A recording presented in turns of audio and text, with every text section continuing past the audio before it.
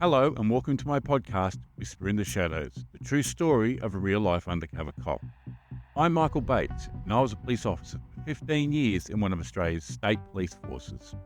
I was also an undercover cop for over 2 years, and all the episodes of this podcast are my true stories of what it's really like to be an undercover cop. Rather, I was Michael Bates. So, full disclosure, Michael is not actually my real name. It was my covert identity I used on most of my operations. Everyone has a notion of what undercover policing is all about. Whether you think they're a narc, a covert operative, a dog, or a UC, most people seem to confuse plainclothes police with being undercover. There is a very big difference though. Most plainclothes police are detectives, and they don't wear a uniform so they aren't as obtrusive in public. Undercover is completely different. You become immersed in the world of your targets. And when you are a police officer, part of your role is to investigate crimes. This means you try and find evidence to prove the person you have arrested has committed that crime. This evidence can consist of physical, verbal, video, and witnesses. When you're an undercover police officer, though, you are the evidence. And you are the reason someone gets convicted of the crimes. That is both exciting and dangerous. So let's get on with the next episode.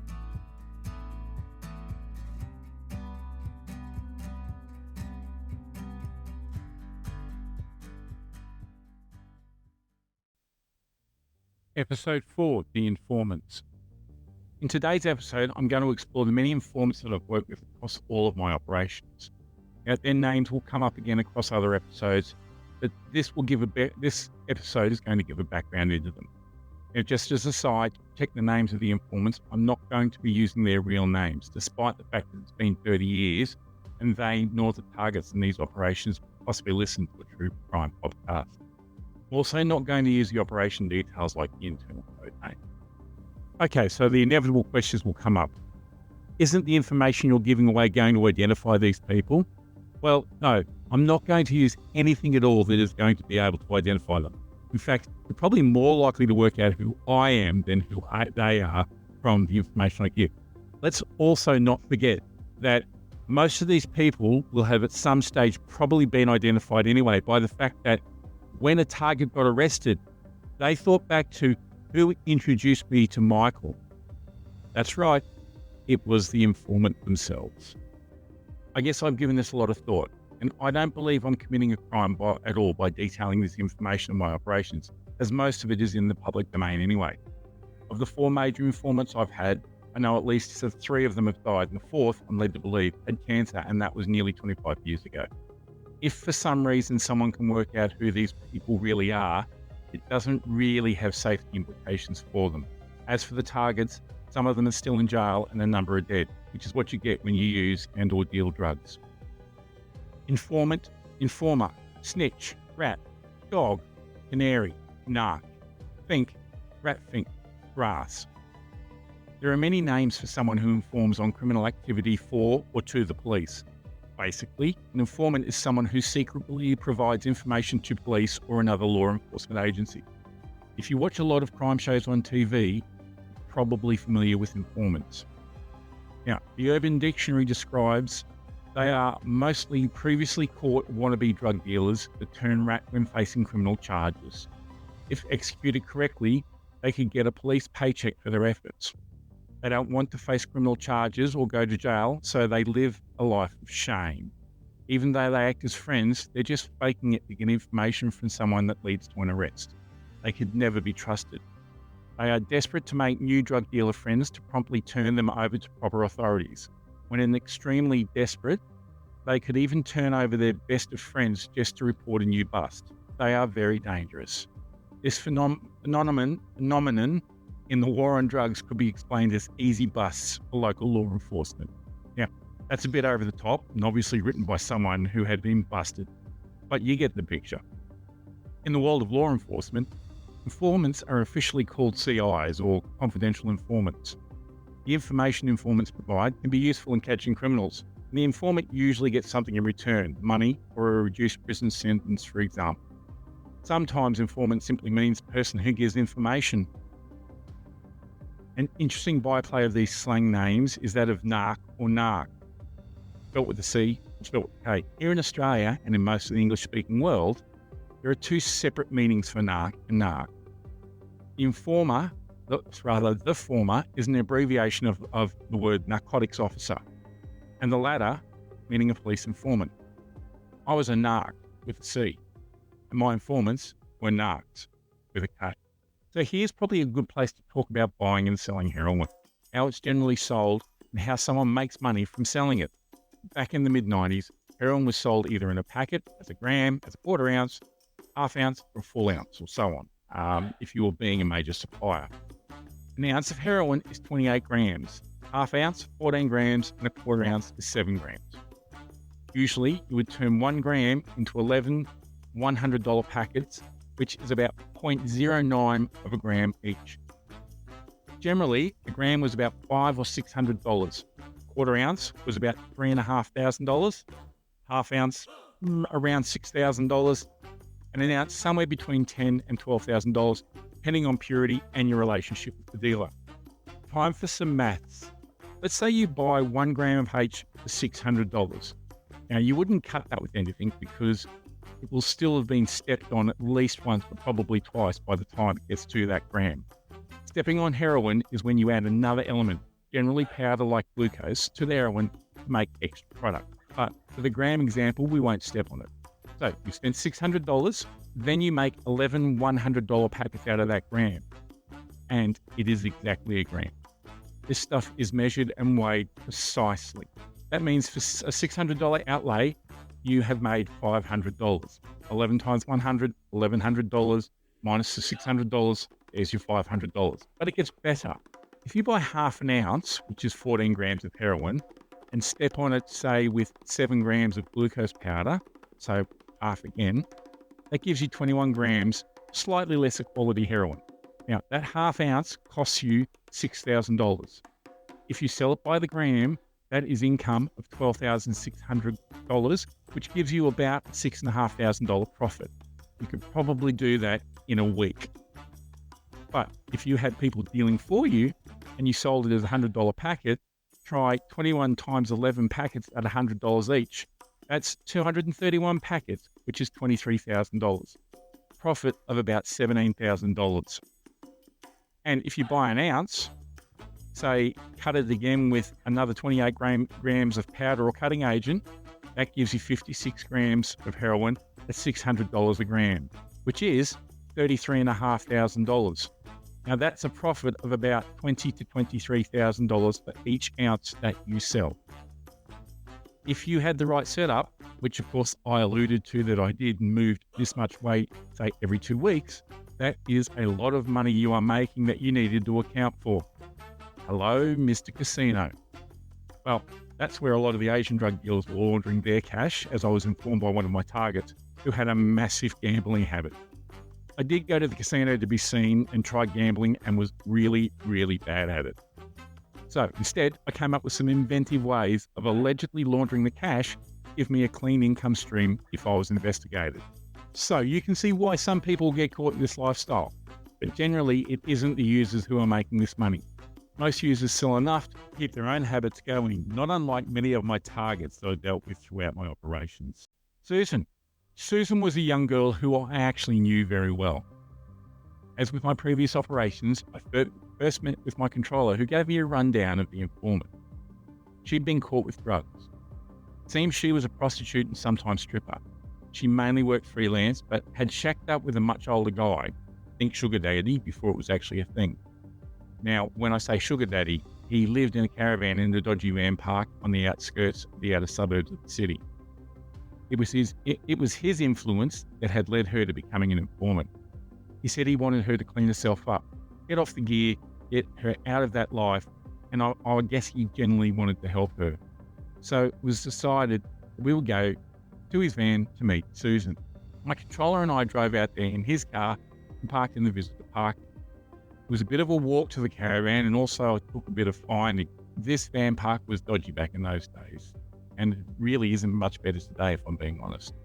There were your array of petty criminals, down on your luckers, and addicts who inherently congregated at these type of places. We eventually find the right van, knock on the door, and the boyfriend opens it.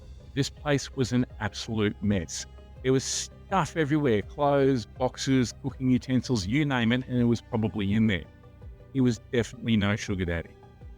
I guess he'd been a John who had grown attached and wanted a young and easily influenced girlfriend. I think he genuinely wanted her to get out of the life, but I think it was more for his benefit than it was for hers.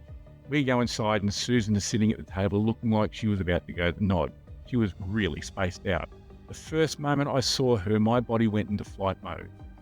It felt like I froze and then had an overwhelming urge to run away as fast as I could.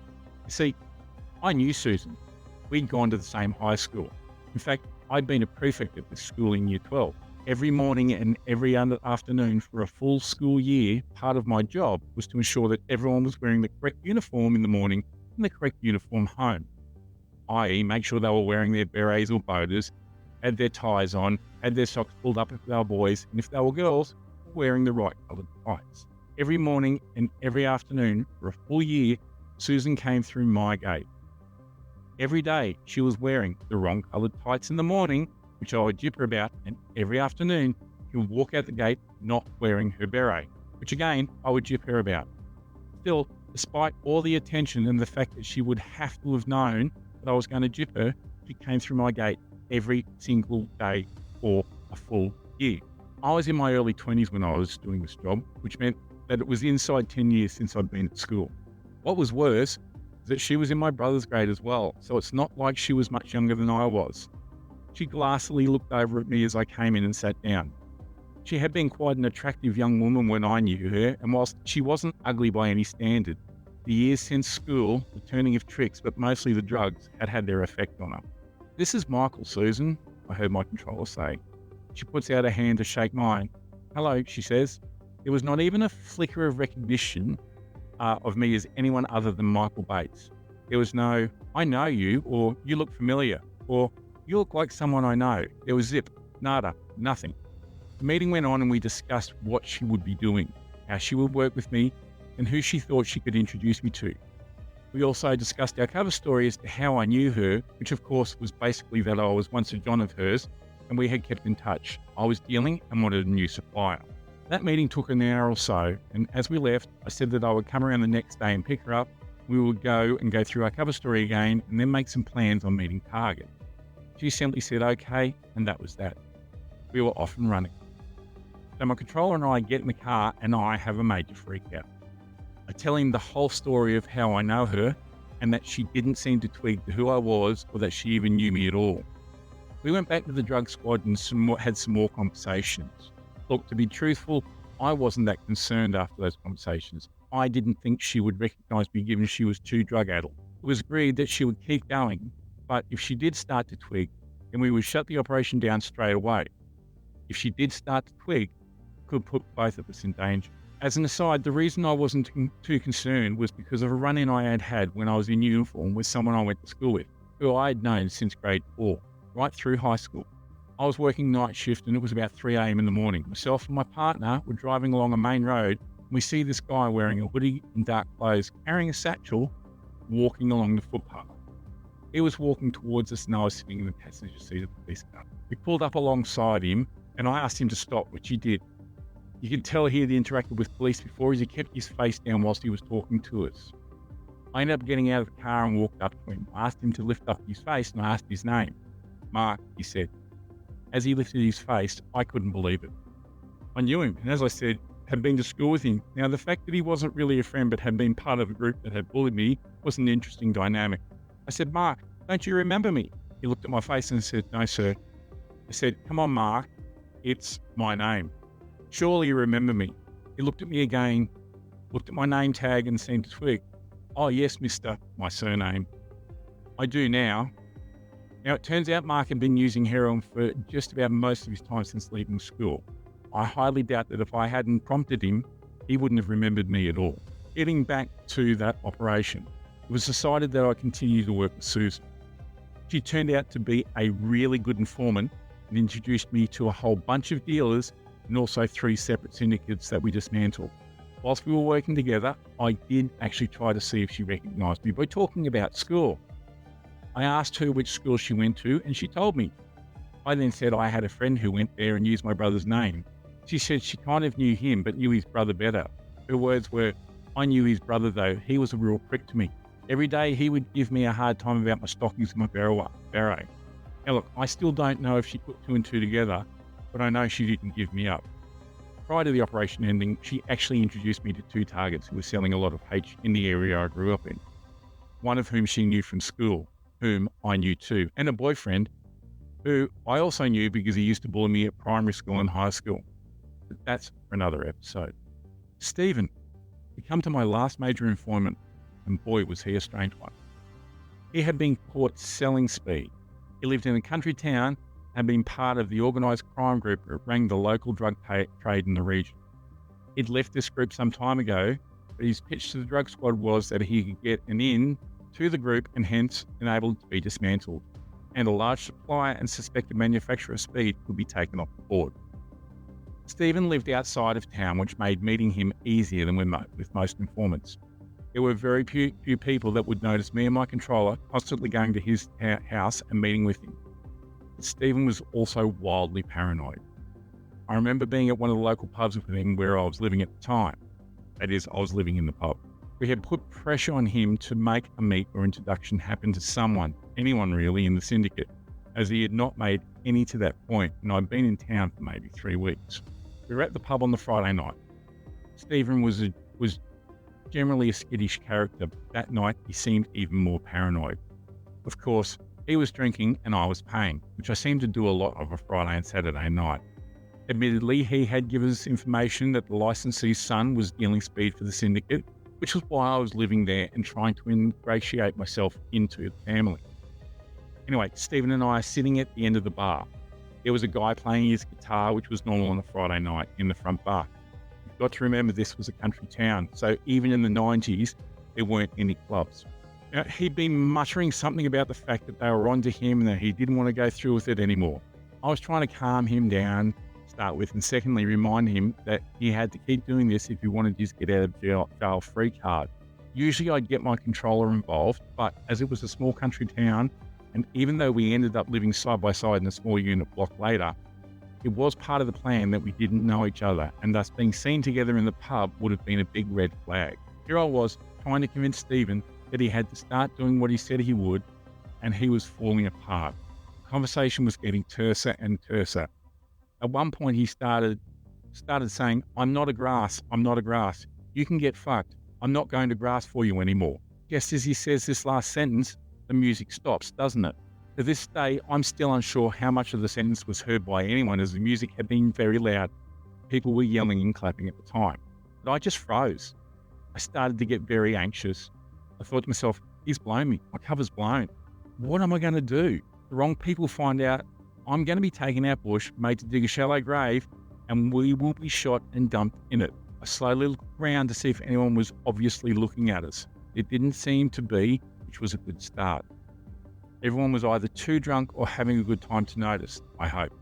I leaned into Stephen and I said in a very low voice, but still loud enough for him to hear, if you pull that shit again, you won't need to worry about them killing you. I will take you out bush and top you myself.